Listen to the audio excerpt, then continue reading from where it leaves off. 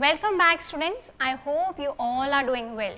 Yes. Now as we are going to study about history, the first part we studied about introduction chapter, that was what, where, how and when.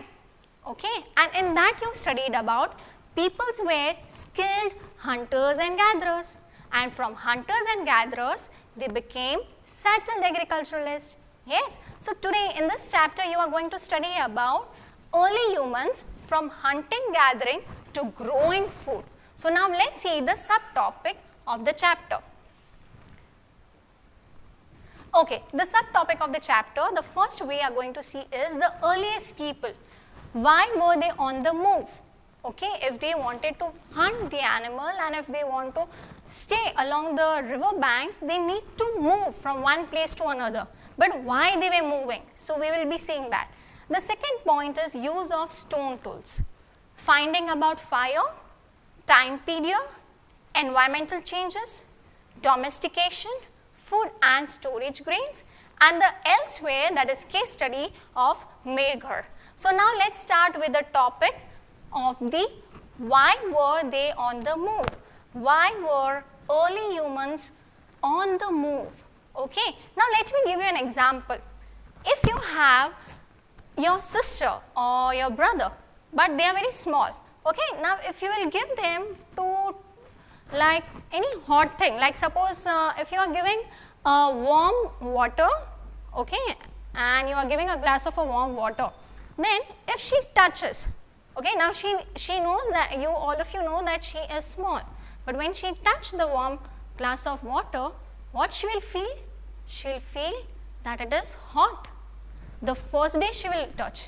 Again same way, the second time you give and she will again touch it. But she is like experiencing day by day. Yes, the third time you give, she does the same thing. But on the fourth day, when you just give, she will know that when she touches the warm water of the particular glass, she feels that it is hot. That means she is experiencing from first day to second to the third and to the fourth. Okay, so she knows that the thing that what is given to me, it is hot. So she is experiencing. So just relate this thing to an history. Yes, hunters and gatherers were on the move. Why? Why they were in the move? Because they were experiencing, they were thinking, they had an idea. Understood? Now let's see the first point of why were they on the move. 2 million years ago, humans were hunters and gatherers, as we have studied in our first chapter, in our introduction chapter, that this 2 million years ago, people means this early humans were known as hunters and gatherers. And you know that hunters and gatherers are also known as those who hunt wild animals, whereas gatherer means they gather the fruit. Understood? Now let's see the second point. Now what did they gather? They gathered food, roots, seeds, etc. and hunted animals, fish and birds. We studied in the first chapter, they caught the fish. Yes, they hunted wild animals, they gathered the fruits. So this were the things that they were being known as hunters and gatherers. They were skilled hunters and gatherers. Then it is said that all this was very difficult. Right now you have got all the facilities, but things that time were very difficult. Okay, that time people were not having an idea. They were not knowing about many things that was surrounding by them. Yes, so it was very difficult for them. Then animals were stronger and ran faster. So they need to have a sense which animals, if they are hunting, how to treat them, how to hunt them. It was very difficult. Yes, so this was the thing that why did people used to move. Let's go to the next slide, and as you can see that we have studied this particular points in the first chapter. Hunters and gatherers, they caught fish, they hunted wild animals, then they gathered the fruits. Animals were stronger and ran faster. So those time animals were stronger and train faster, so humans needed to be very robust. Robust means to be alert. I give you the example of your small sister. Yes, she is alert. Now she knows the fourth day that it is hot and I should not touch. Yes, so alert, quick, and have presence of mind. You should have a presence of mind. That time when a wild animal is coming, how to attack, what to do. Okay, so this was the thing that time, that they have to be very quick. They have to be alert. So now let's see the next slide. So to collect plants, knowledge of plant is needed to know which of them is poisonous. Also, knowledge of seasons was required. So these are the things. Now you know that is, if you are having an apple fruit, you know that what type of that fruit is. It is apple. You know that what it is sweet or whatever, the taste of it. Yes, but those time people were not knowing about it. They didn't have a knowledge. They didn't have an understanding. So what they did, they used to pluck the fruit. They used to have it. Then they used to think, yeah, this fruit is good for a human being to have. And suppose if that fruit is poisonous, yeah, they will understand, yeah, if you'll have a poisonous, we may die. So he would throw it off. So this is how early humans got the knowledge. They understood. How they will understood? When you will experience, when you will know about it, when you understand about it, then only you will know, and then only you will get a knowledge.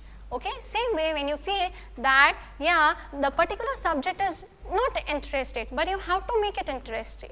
You need to study. Yes, you need to have like little interest on it. Don't say, I cannot do this, I cannot do this. You have start having a knowledge about it, or start having understanding on it. Okay, so this is what about early human beings, that they had a knowledge. Now, how did they move and why did they move? If they had only in a one place, they got wild animals, they got fruits, and they also lived to the river banks, then why they need to move? So here is some of the points that are giving the reason why did the early human beings leave and why did they move from one place to another. Basically, people move from place to place due to the following reason. Now, these are the following reason. There are three important reasons.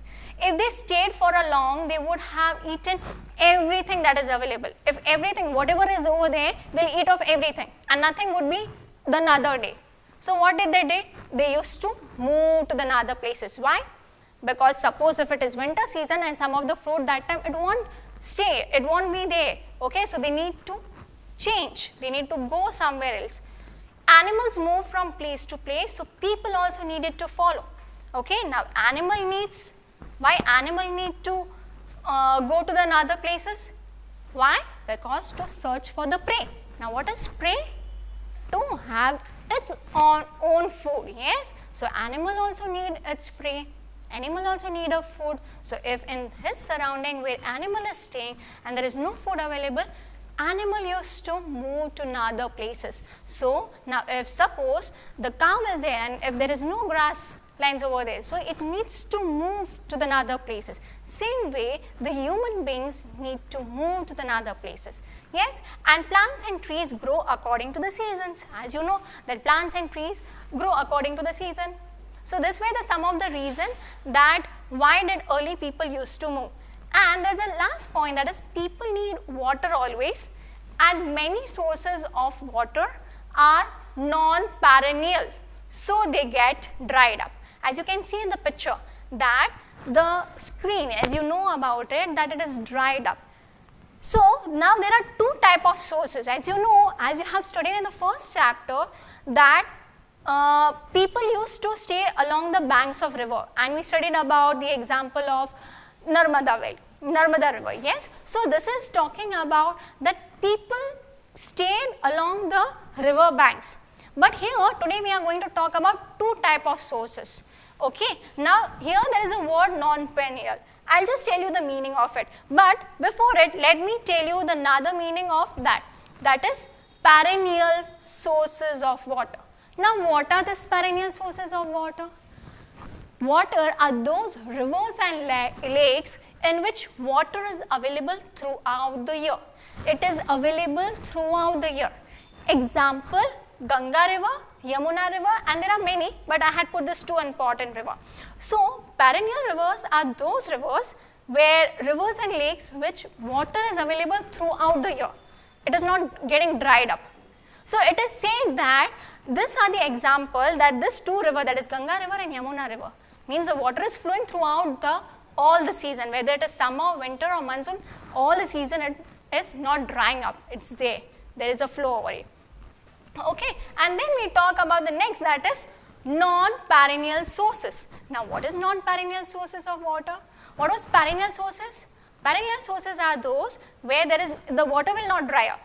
Throughout the year there will be a flow of water, but non-perennial sources of water are those rivers and lakes in which water is not available. That means it is seasonal, okay, whereas those are the things that are never drying up. So water in them get dried up in summer season. Example, Mahanadi and Krishna. Okay, so these are the two rivers talking about the important one. And so this is about non-perennial sources of water, and perennial sources of water. So this were the two types of water sources when we talk about early humans. Okay, and you get to know about the sources of water. Let's see the next topic, that as we understood that they move for the search of livelihood or for the tools. Even they started developing and evolving tools. So now uses of stone tools, we'll also know about uses of stone tools. Now early humans, when they stayed, that particular age or a period is known as Stone Age. Okay, later in this chapter we'll study about the 3 subcategories of timeline period. Okay, so for right now, only just understand the particular topic, that is uses of stone tools. Suppose, first of all, cut meat and stones, scrape bark from trees, scrape hides, and chop fruits and roots. What does happen is attach to bone or a wood to use as a weapons like spears and arrows for hunting. So cut meat and stones, so they use for the tools. Okay, they prepared the stone tools. Then scrape bark from trees. That is what, now what is scrap? Scrap means to remove.